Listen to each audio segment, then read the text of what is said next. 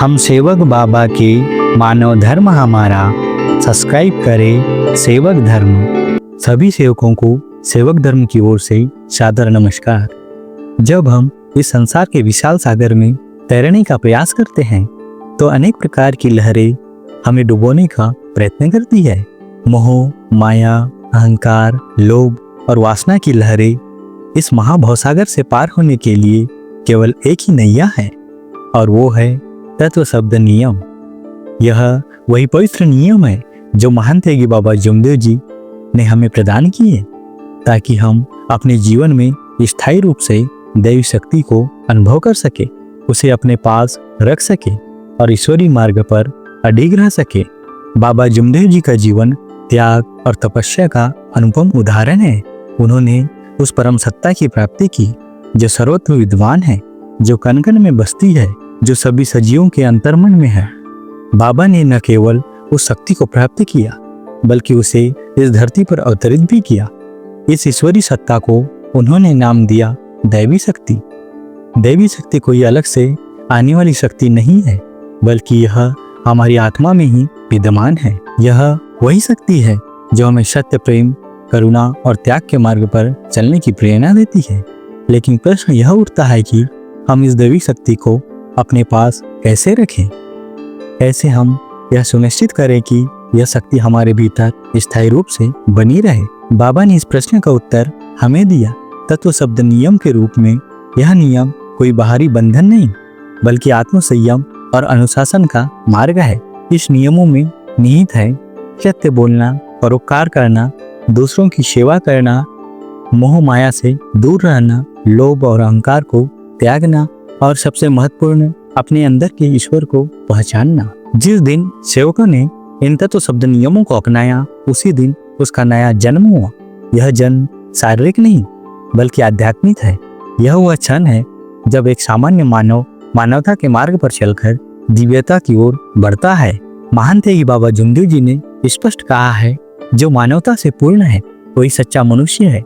बिना मानवता के मनुष्य केवल शरीरधारी जीव बनकर रह जाता है। उसकी आत्मा सोई हुई होती है और कर्म पशु तुल्य हो जाते हैं। मानवता क्या है? यह केवल दूसरों की सहायता करना नहीं बल्कि अपने भीतर करुणा, सहिष्णुता, ममता और प्रेम को जागृत करना है। यह जानना है कि हर प्राणी में वही परमात्मा वास करता है। जब हम दूसरों को दुख में देखकर भावुक हो जाते हैं, मदद के लिए आगे बढ़ते हैं और अपने स्वार्थ से ऊपर उठकर सेवा करते हैं, तब हम मानव कहलाने योग्य बनते हैं। बाबा ने एक महत्वपूर्ण शिक्षा दी, सेवक बाहर मत देख, अपने अंदर की ओर देख। हमारे सारे उत्तर हमारे भीतर हैं। हमारा परमात्मा हमारे पास है, वह कहीं दूर नहीं। जब हम अपने कर्म, अपने विचारों और अपने उद्देश्यों पर ध्यान केंद्रित करते हैं तो हमें सच्चा मार्ग दिखने लगता है। दूसरे क्या कहते हैं, क्या सोचते हैं, इस पर ध्यान देने की आवश्यकता नहीं है। तुम्हारा संबंध तुम्हारे परमात्मा से है, तुम्हारे अंतरात्मा से है।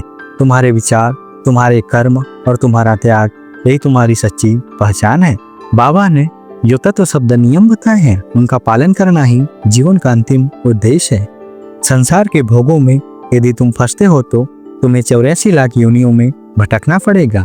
यह कोई डराने की बात नहीं बल्कि चेतावनी है, एक पुकार है उस आत्मा के लिए जो नींद में है।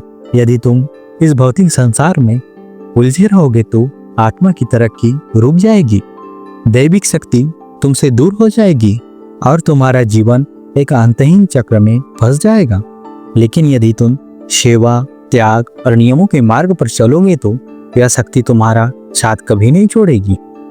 बाबा ने कहा, कितना भी अहंकार कर लो लेकिन यदि तत्व शब्द नियम नहीं अपनाए तो जीवन की नाव डगमगाएगी ही। अहंकार वह दीवार है जो हमें हमारी आत्मा से दूर करती है। जब हम यह समझने लगते हैं कि हम ही सर्वश्रेष्ठ हैं तो हम अपने ईश्वर से कटने लगते हैं। जो सेवक हंसते हुए रोता है, रोते हुए तप करता है, शरीर को थकाता है लेकिन तत्व शब्द नियम से दिखता नहीं, वही सेवक दैवी शक्ति का सच्चा पात्र बनता है। बाबा ने यह भी सिखाया है कि अगर मरना भी पड़े तो भगवान के नाम पर मरना चाहिए, क्योंकि वह मृत्यु नहीं बल्कि पुनर्जन्म है। एक दिव्य जीवन का प्रारंभ यही वह जीवन है जो सेवा, भक्ति और समर्पण से परिपूर्ण होता है। जब सेवक यह समझ लेता है कि उसका असली उद्देश्य केवल कमाना खाना और जीना नहीं, बल्कि दैवी शक्ति की प्राप्ति है और उसके अनुसार जीवन जीना है। तभी वह अपने वास्तविक रूप को पहचानता है। दैविक शक्ति हमारे साथ तब तक रहेगी जब तक हम स्वयं को सच्चे सेवक के रूप में प्रस्तुत करते रहेंगे। इसका अर्थ यह नहीं है कि हम कोई चमत्कारिक कार्य करें या कोई विशेष पूजा पाठ करें। इसका वास्तविक अर्थ है अपने जीवन को एक उदाहरण बनाना, अपने कर्मों को दिव्यता से भर देना। जब तक हम तत्व शब्द नियमों को अपनाकर जीवन जीते हैं, तब तक यह शक्ति हमारे भीतर रहती है, हमें प्रेरणा देती है, रक्षा करती है और मार्गदर्शन भी करती है। शैव को यह जीवन का एक अवसर है। यह शरीर, यह समय, यह ज्ञान, सब कुछ हमें एक विशेष उद्देश्य के लिए दिया गया है। बाबा के सपनों को साकार करना, मानवता को अपनाना और तत्व शब्द नियमों को जीवन में उतारना, यही हमारा कर्तव्य है। अगर हम इस मार्ग पर अडिग रहते हैं तो न केवल हम स्वयं को उद्धार करते हैं, बल्कि समाज को भी एक नई दिशा दे सकते हैं। दैविक शक्ति कोई काल्पनिक शक्ति नहीं, यह हमारे भीतर की उस ऊर्जा का नाम है जो केवल त्याग, सेवा और भक्ति के माध्यम से ही जागृत रहती है। नमस्कार जी।